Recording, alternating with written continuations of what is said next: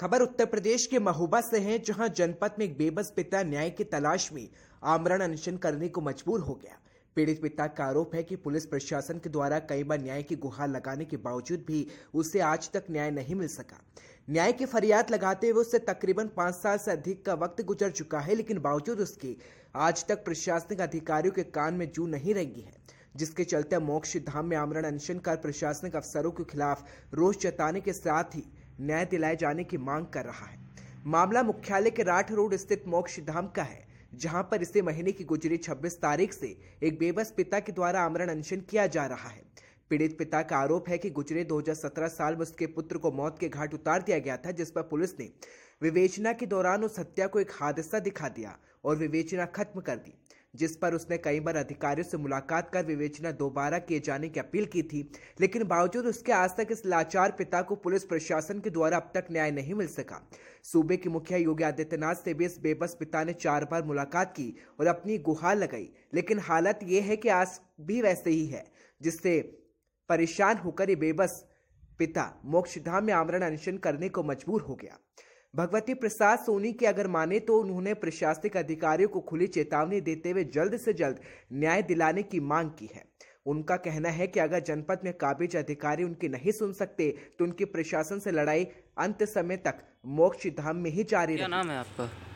भगवती प्रसाद सोनी। आज आप कौन सी जगह बैठे हैं? मैं मुक्ति धाम राठ रोड में बैठा हूँ भैया। किस प्रकार से अनशन में बैठे हैं?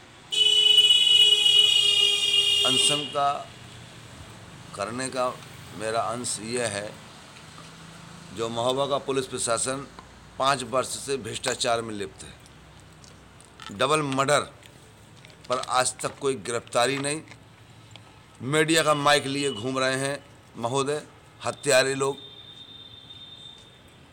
और श्रीमान पुलिस अधीक्षक आज तक न्याय देने के लिए तैयार नहीं। क्या घटना घटित हुई थी? घटना 30/9/2017 में घटी थी। डबल मर्डर हुआ था कीरत सागर तालाब में मूर्ति विसर्जन के दिन, जिसमें कई अंगों में 3-4 जगह शरीर में चोटें थीं और पुलिस ने उसको हत्या को दुर्घटना साबित कर दिया, इत्तेफाकिन दुर्घटना बता दिया। किसका मर्डर हुआ था?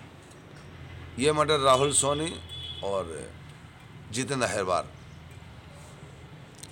कौन कौन है इसमें दोषी? दोषी प्रशासन को मालूम है, नाम दर्ज मैंने FIR की थी। क्या नाम है उन लोगों के? नाम मैं आपको उजागर इसलिए नहीं करूंगा क्योंकि कुछ चीज़ें ऐसी हैं कि उसको अभी उजागर करने लायक नहीं है। बशर्ते इतना मुझे मालूम है कि कुछ लोग अपराधों के में घिरे हैं और वो मीडिया का माइक पकड़े हैं, और कुछ लोग ऐसे भी हैं कि जुआ का संचालन भी करा रहे हैं और जुआ का संचालन करता भी हैं। लगभग कितने दिन से आप अनशन में बैठे हैं? मैं 26 जनवरी गणतंत्र दिवस से अनशन पर बैठा था मोक्षधाम में। इसके पहले भी आप कई बार अनशन में बैठ चुके हैं? इसके पहले मैं 5 बार अनशन किया हूँ, और मांग मेरी सबसे पहले ये है कि हत्यारों को गिरफ्तार किया जाए और आर्थिक सहायता दिलाई जाए। माननीय सदर विधायक राकेश गोस्वामी जी, माननीय पुष्पेंद्र सिंह चंदेल ने CBCID जांच के लिए प्रोसेट किया, फिर अभी तक CBCID जांच क्यों नहीं और मुलजिमों को गिरफ्तार क्यों नहीं? आपने शमशान घाट ही क्यों चुना है अनशन में बैठने के लिए? शमशान घाट इसलिए चुना है कि माननीय मुख्यमंत्री योगी आदित्यनाथ जी की गाइडलाइन का पालन भी करना था।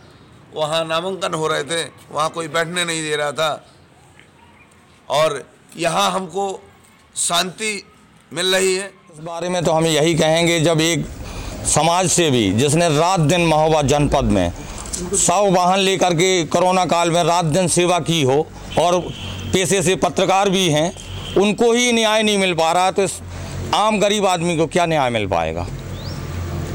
बड़ी विडम्बना है ये। कुछ शासन प्रशासन का उनके अंदर भय था कि कहीं पुनरावृत्ति ना हो, क्योंकि पिछली बार उन्हें क्वारंटाइन कर दिया था, पनवाड़ी भेज दिया गया था, बल्कि हम सभी साथीगण थे, हमारे लोगों की रिपोर्ट नेगेटिव आई थी और इनकी पॉजिटिव दर्शाई गई थी। तो कुछ ये भी भय हो सकता है, क्योंकि बुढ़ापे वाली अवस्था है, तो वो नहीं चाहते हैं कि मैं किसी प्रकार का खामखा में कोई गाइडलाइन को ख़राब करूं। इसलिए उन्होंने मोक्ष धाम का अपना शांति स्थान, उनका कहना है ये यहाँ परम मोक्ष मिलता है, ये अंतिम सत्य वाला स्थान है। इसलिए मैं अपने मोक्ष धाम में ही, अगर मुझे न्याय नहीं मिलता है तो मेरा अनशन, आमरण अनशन मरणासन अवस्था तक चलेगा।